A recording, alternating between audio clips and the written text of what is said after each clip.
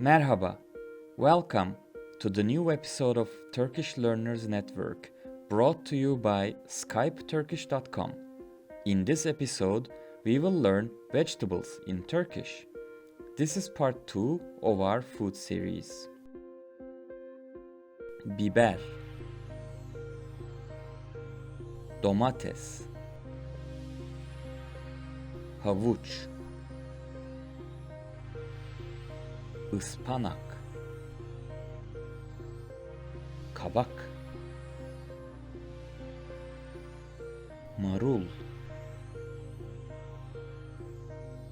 patates, patlıcan,